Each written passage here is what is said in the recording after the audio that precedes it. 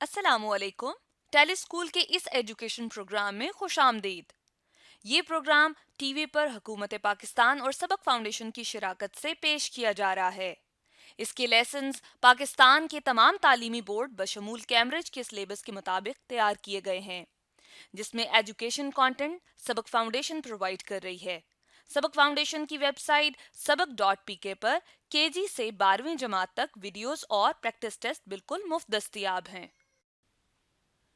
आज के लेसन में हमारे टॉपिक्स हैं वेन डायग्राम्स एंड फंक्शंस। ये topics federal board Punjab, KPK और बलूचिस्तान बोर्ड की क्लास 10th में chapter number 5 sets and functions से लिए गए हैं, जबकि सिंध बोर्ड में ये टॉपिक चैप्टर नंबर 1 सेट्स में है। इस लेसन के बाद स्टूडेंट्स वेन डायग्राम्स और फंक्शंस को समझ जाएंगे। इसके अलावा बाइनरी रिलेशंस की डोमेन और रेंज को भी फाइंड कर सकेंगे।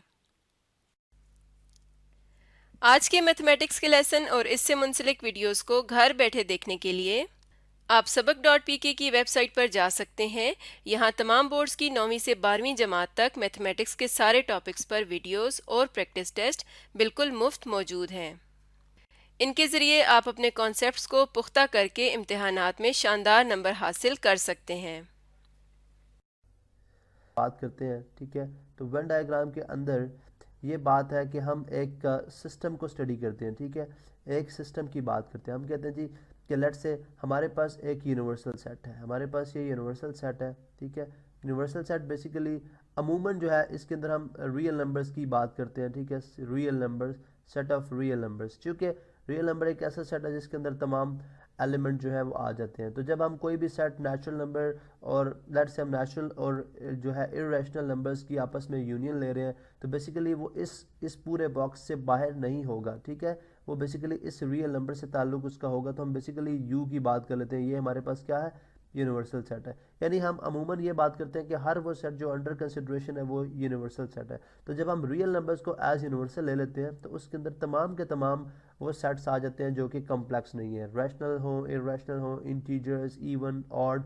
तो इसका मतलब है कि आप जिस तरह का ऑपरेशन जो है वो स्टडी करना चाहते हैं, वो इस फील्ड के अंदर आप वो उस ऑपरेशन को स्टडी कर सकते हैं, चाहे वो ऑपरेशन एडिशन का हो, सब्ट्रैक्शन का हो, ठीक है, जो है वो ओवरलैपिंग का हो, डिसजॉइंट सेट्स का हो, या जिस तरह का ऑपरेशन मर्जी हो, ठीक है। लेट्स से हम कुछ केसेस ले लेते हैं और हम देखते हैं कि हम किस तरह से उनको स्टडी करते हैं। हम बात करते हैं जी, चलो जी, हमारे पास जो है वो यूनिवर्सल सेट जो है, यूनिवर्सल सेट जो है वो इक्वल है रियल नंबर्स के, ठीक है। अब वो यूनिवर्सल सेट इसका मतलब है तमाम के तमाम एलिमेंट्स इसके अंदर मौजूद होंगे, ठीक है। और हमारे पास एक ए सेट है जिसके एलिमेंट्स कुछ इस तरह से हैं जी कि 1 2 3 4, ठीक है। और हमारे पास एक बी सेट है जिसके एलिमेंट्स हैं जो इक्वल हैं जो है 7 8 9। अब अगर आप इनकी नेचर देखें तो नेचर के पॉइंट ऑफ व्यू से ये दोनों के दोनों सेट जो हैं वो क्या है, डिसजॉइंट सेट्स हैं। इनके अंदर कोई एक एलिमेंट भी आपस में मुश्तरक नहीं है। तो अब हमें पता है कि ये तमाम के तमाम रियल नंबर्स हैं, ठीक है। और इस फील्ड के अंदर ही लाई करते हैं, लेकिन ये दो अलग सेट है। यानी इसके जो इन दोनों सेट्स के जो डिसजॉइंट होने की का जो फीचर है वो हम वेन डायग्राम से किस तरह से शो कर सकते हैं। हम दो अलग से सर्कल बनाएंगे, हम कहते हैं एक सर्कल ये ए है और ये सर्कल हमने ड्रॉ कर दिया बी का। अब इसके अंदर ए सेट है और ये बी सेट है। अब चूंकि अंदर अगर आप देखें तो इनके दरमियान कहीं भी कोई ओवरलैपिंग नहीं है, कोई भी यूनियन इंटरसेक्शन का कोई भी ऐसा चक्कर नहीं है। तो इसलिए हम ये बात कर सकते हैं कि दोनों क्या है, डिसजॉइंट सेट्स हैं। चूंकि दोनों के दोनों सेट्स खुद जो है यूनिवर्सल सेट का पार्ट है, यूनिवर्सल सेट को हमने आर से डिनोट कर दिया, तो इसलिए हम ये बात कर सकते हैं कि क्या है, डिसजॉइंट सेट्स है।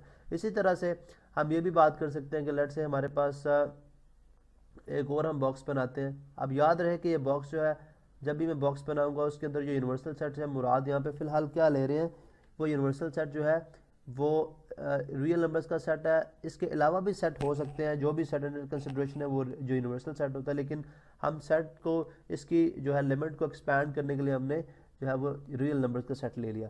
अब देखिए एक सेट है ओवरलैपिंग, लेट से जैसे मैं लिखता हूँ ए इज इक्वल टू 1 2 3 4 एंड 5, और बी मेरे पास सेट है जो कि इक्वल है 3 4 5 6 7, ठीक है।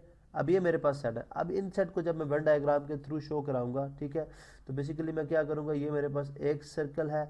अब अगर आप देखें सबसे पहले कि ओवरलैपिंग पॉइंट्स क्या है, 3 है, 4 है, 5 है और यहाँ पे 3 4 5 बेसिकली इनके दरमियान कॉमन है, कोई ना ए बी का सबसेट है ना बी ए का सबसेट है। तो यहाँ से पता चला कि बेसिकली क्या है, ओवरलैपिंग सेट्स हैं। अब इनकी ओवरलैपिंग हमने यहाँ पे शो करानी है, ठीक है, ओवरलैपिंग शो कराएंगे। अब ये सेट हमारे पास ए है, लेट सपोज मैं इसको हॉरिजॉन्टल लाइन से शो कर देता हूँ, ठीक है, हॉरिजॉन्टल लाइन से शो कर देता हूँ, ठीक है। और इसी तरह ये मेरे पास सेट बी है जिसको मैं वर्टिकल लाइन से शो करता हूँ। लेकिन क्योंकि 3 4 5 ऐसा पार्ट है जो दोनों के अंदर मुश्तरक है, तो हम यहाँ पे क्या कर देंगे, यहाँ पे इसकी ओवरलैपिंग इस तरह से शो करा ली मैंने, ठीक है। और यहाँ पे मैं इसको जो डिनोट कर रहा हूँ वो स्ट्रेट लाइन से कर रहा हूँ, ठीक है। तो यहाँ से ये बात क्लियर हो जाती है कि दोनों सेट्स आपस में क्या है, ओवरलैपिंग सेट्स हैं। क्या सेट्स हैं जी, ओवरलैपिंग सेट्स हैं, ठीक है।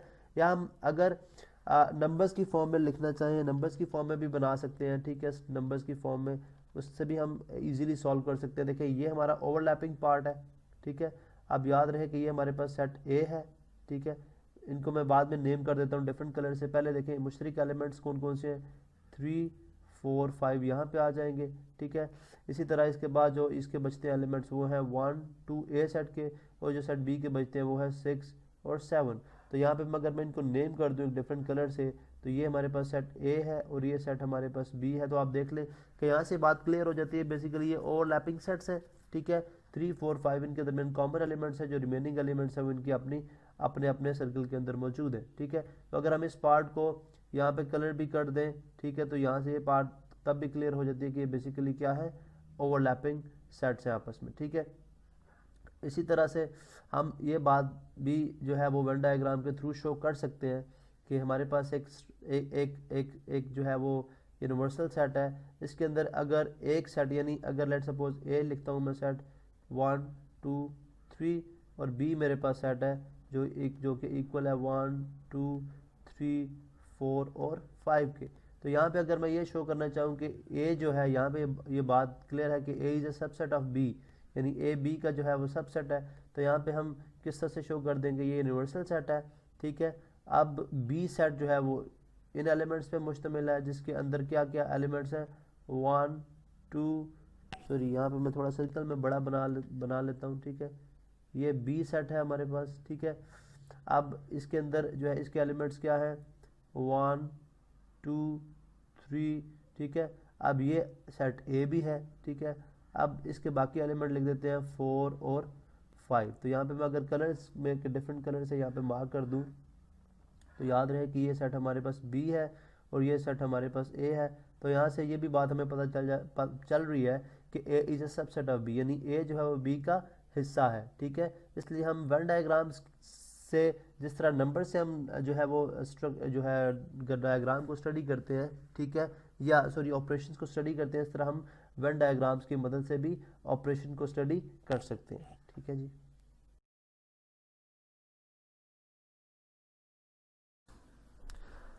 अगर हमारे पास एक रिलेशन गिवन हो A B such that B is equal to 2a and in z mean के इंटीजर्स के अंदर, ठीक है, the set of integers mention भी कर दिए क्वेश्चन के अंदर, z the set of integers, उसकी डोमेन है, अगर उसकी डोमेन हो इस रिलेशन की -1 0 1 2, तो फाइंड इट्स रेंज। तो कह रहे जी इसकी रेंज क्या होगी। अब अगर आप देखें कि अगर वहां पे हमें ये बताया जा रहा है कि रिलेशन में अगर दोबारा से यहाँ पे लिख दूं r is equal to A B such that b is equal to 2a, यानी जो b है वो इक्वल है 2a के। अब यहाँ पे हमें पता जी कि अगर ये जो हमारे पास डोमेन गिवन है with this is equal to a, ये बिकॉज ये तमाम के तमाम फर्स्ट सेट के एलिमेंट्स हैं a है, ठीक है, दिस इज x, ठीक है, आप इसको x कह सकते हैं बिकॉज दिस इज डोमेन। मैं चले यहाँ पे इसको नीचे लिखता हूँ, ये हमारे पास क्या है जी, ये हमारे पास डोमेन है। अब अगर डोमेन हमें गिवन है तो ये हमें बता रहा है जो रेंज है, यानी जो सेकंड एलिमेंट है b है वो 2 टाइम्स ऑफ डोमेन है, 2 टाइम्स ऑफ डोमेन है। अब अगर ये 2 टाइम्स ऑफ डोमेन है तो इसका मतलब ये हुआ कि रेंज फिर किसके इक्वल हो जाएगी, रेंज इक्वल हो जाएगी हर डोमेन के एलिमेंट्स का 2 टाइम, यानी -1 का 2 टाइम क्या होगा, -2, 0 का 2 टाइम 0 ही होगा, 1 का 2 टाइम्स क्या होगा 2, और 2 का 2 टाइम्स क्या होगा 4। तो ये हमारे पास क्या हो जाएगी, रेंज हो जाएगी। बहुत सिंपल, बहुत स्ट्रेट क्वेश्चन है, जस्ट कॉन्सेप्चुअल है, कॉन्सेप्ट लेना आपने। अगेन देख लें कि हमारे पास एक रिलेशन गिवन था, ठीक है, एक रिलेशन है उसके अंदर हमें बता दिया गया जो बी है, यानी जो बी सेट के एलिमेंट्स हैं, ठीक है, वो इक्वल्स, यानी जो एक्स जो वाई है वो इक्वल्स 2 टाइम्स ऑफ एक्स है, ठीक है, यानी 2 टाइम्स ऑफ डोमेन है। तो अगर वो 2 टाइम्स ऑफ डोमेन है तो वहां से हमें रेंज फाइंड आउट करनी है, जो कि हमारे लिए बिल्कुल भी मुश्किल नहीं है जब हमारे पास डोमेन गिवन हो।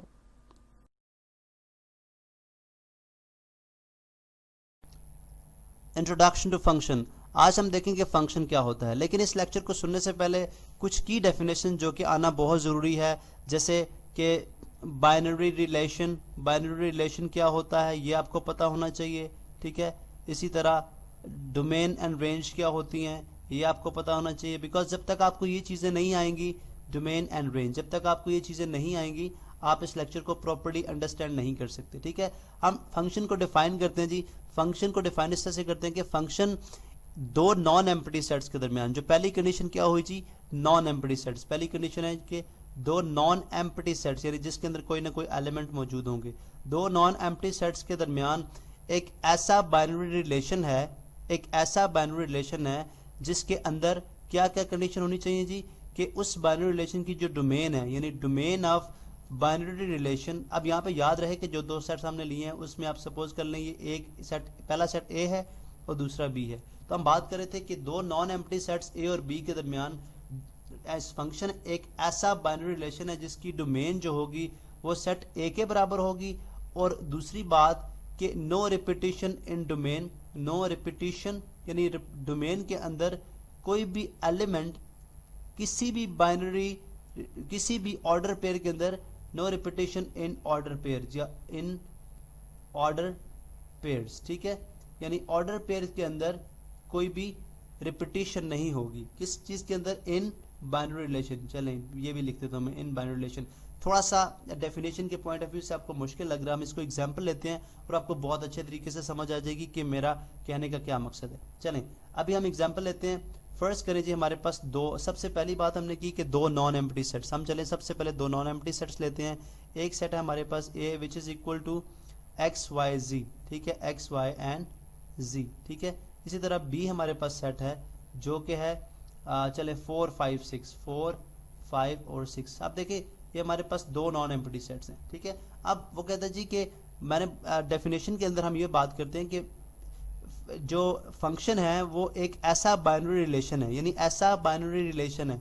तो सबसे पहले हमें एक बाइनरी रिलेशन बनाना है, ठीक है, लेकिन वो किस तरह का बनाना है ये चीज़ देखने वाली है। हम एक ऐसा बाइनरी रिलेशन बनाएंगे जिसके अंदर जो है चलें एक ऐसा बाइनरी रिलेशन जिसके अंदर डोमेन ऑफ आर जो होगी वो ए के बराबर होगी। तो हम यूं कह सकते हैं कि एक्स चला जाए 4 के साथ, चले एक ऑर्डर पेयर ये बन गया, दूसरा ऑर्डर पेयर वाई चला जाए 5 के साथ, ठीक है, और चले जेड भी चला जाए 5 के साथ, ठीक है, जेड भी चला जाए 5 के साथ। अब ये देखें इस फंक्शन इन दो नॉन एम्प्टी सेट से हमने एक बाइनरी रिलेशन देखा। अब इस बाइनरी रिलेशन की नोयत देखेंगे, इसको इसके हम चले फर्स्ट करें, हम इनको टेस्ट का नाम दे लेते हैं। ये टेस्ट 1 है T1 और ये है टेस्ट 2 T2।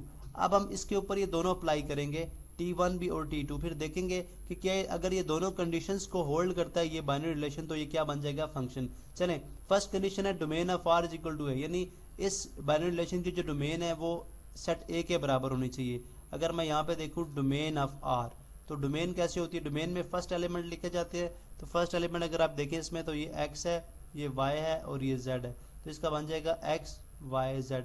और इसी तरह अगर आप सेट ए को देखें वो भी एक्स वाई जेड है, तो पता चला डोमेन ऑफ जो आर है, आर की जो डोमेन है वो सेट ए के बराबर है। तो पता चला फर्स्ट टेस्ट जो इसने जस्टिफाई किया, फर्स्ट टेस्ट क्लियर है, ठीक है। अभी हम सेकंड टेस्ट पे मूव करते हैं जो कि स्टेप 2 है, किसी ऑर्डर पेयर को चेक करने के लिए कि वेदर वो फंक्शन है या नहीं है। वो क्या है, no repetition in order pairs in binary relation, यानी ऑर्डर पेयर्स के अंदर रिपीटिशन बाइनरी रिलेशन पे नहीं होनी चाहिए। फर्स्ट एलिमेंट जो है, ठीक है, चले इसको थोड़ा और specify, no repetition in order pairs, no repetition in range, range मैंने मिस किया, no repetition in range of order pairs, ठीक है, range of order pair, no repetition in range of order pairs in binary relation. अब आप देखते हैं कि order इसकी रेंज एक्स वाई जेड थी, जो कि फर्स्ट एलिमेंट है वो रेंज कहलाता है, वो रेंज के अंदर लिखा जाता है। तो अब देखें एक्स हो गया, ठीक है, वाई हो गया, जेड हो गया। आप देखें कि इसका फर्स्ट एलिमेंट रिपीट नहीं कर रहा, ठीक है, फर्स्ट एलिमेंट जो है वो रिपीट नहीं कर रहा। तमाम ऑर्डर पेयर्स के अंदर आप देखें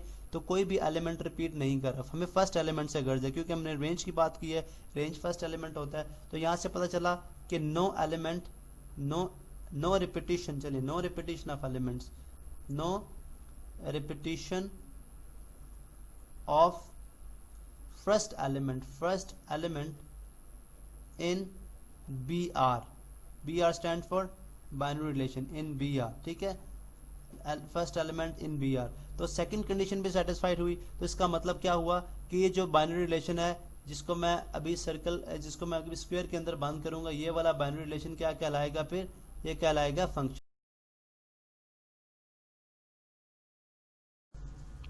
आज हम बात करेंगे जो बाइजेक्टिव फंक्शन पे, ठीक है। गिवन सेट है हमारे पास, let's say a is equal to 1, 2 और 3, और सेट b जो है हमारा वो इक्वल है जी किसके, वो है जी x, y एंड z के, ठीक है। अब यहाँ पे इनको भी हम इस तरह से लिख लेते हैं। ये हमारे पास जो है गिवन फंक्शन है ये a है, ठीक है। ये हमारे पास गिवन फंक्शन है जो b है, ठीक है। यहाँ पे हम इसको इस तरह प्लॉट करेंगे, हमारे लिए स्टडी करने में आसानी होगी। 1, 2, 3 and this is x, y and z, ठीक है।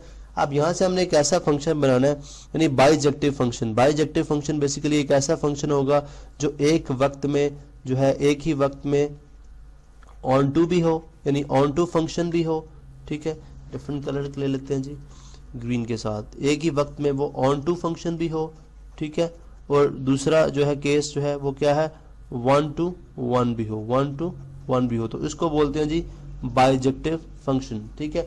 अब फर्ज करें हम यहाँ पे इस तरह से इनका एक ऐसा फंक्शन बनाते हैं जो function from A to B, 1 जो है वो x के साथ चला जाए, 2 जो है वो y के साथ चला जाए, 3 जो है वो z के साथ चला जाए। या ये भी हो सकता है कि 1 x के साथ, 2 जो है वो z के साथ, 3 जो है वो y के साथ, ठीक है, यानी ऑन टू से भी और 1 to 1 से भी। अब यहाँ पे मैं पहले फंक्शन को लिख लूँ फिर हम इसको एक्सप्लेन करते हैं। ये फंक्शन हमारे पास जब बना है वो किस तरह से बना है जी, 1x के साथ, सॉरी यहाँ पे लिखते हैं जी 1 जो है वो x के साथ बन रहा है, ठीक है, 2 जो है वो y के साथ है, और इसी तरह 3 जो है वो z के साथ। ये हमारे पास एक फंक्शन है। सबसे पहले हम इसकी डोमेन लिखते हैं, ठीक है। डोमेन ऑफ फंक्शन को, डोमेन इसलिए हम लिख रहे हैं कि हम स्टडी करें कि हमने फंक्शन कहीं गलत तो नहीं लिखा।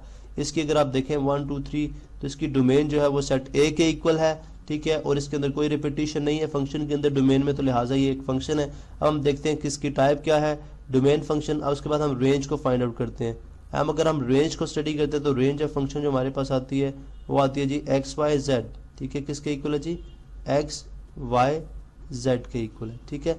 अब हम देखते हैं कि अगर ये रेंज हमारी x, y, z के इक्वल है, ठीक है, तो क्या ये सेट b के इक्वल है। अगर सेट b जब मैं यहाँ पे लिखता हूँ तो मुझे पता चलता है जी कि x, y, z है, सेट b भी x, y, z है, ठीक है।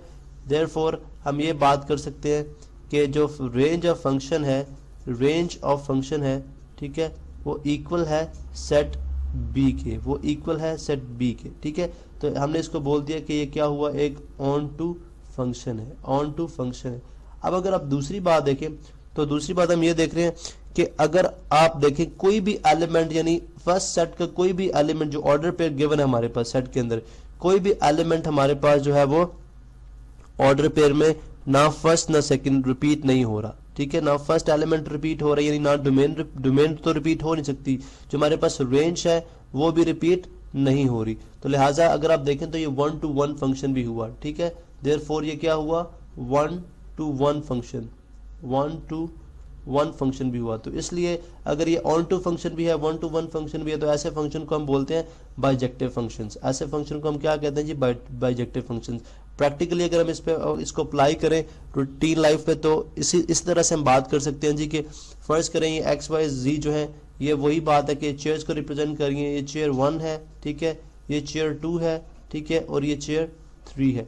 इसी तरह ये ए जो है, ये फर्स्ट जो है, ये फर्ज करें ये अली हैं, ठीक है, ये ज़ाहरा है और ये तस्नीम है, 3 स्टूडेंट हैं। अब हमने इन 3 स्टूडेंट को इस तरह से बिठाना है कि जो है हर चेयर पे, जो लेट्स सपोज अगर चेयर 1 पे अली बैठ रहे हैं तो चेयर 1 पे फिर ज़ाहरा नहीं बैठ सकती, ठीक है, ना चेयर 1 पे तस्नीम बैठ सकती है। चेयर 2 पे अगर जो है ज़ाहरा बैठी है तो फिर चेयर 2 पे तस्नीम या अली नहीं बैठ सकते, ठीक है, एक वक्त की बात करें तो एक ऐसा फंक्शन जिसमें हम जो है डोमेन और रेंज को दोनों को 1-to-1 क्रॉसपोंडेंस के साथ बिजी करें, ठीक है, यानी उनको इस तरह से उनकी क्रॉसपोंडेंस करें कि 1-to-1 क्रॉसपोंडेंस हो, कोई रिपीटिशन ना हो, तो बेसिकली वो कहलाएगा हमारे पास बाइजेक्टिव फंक्शन।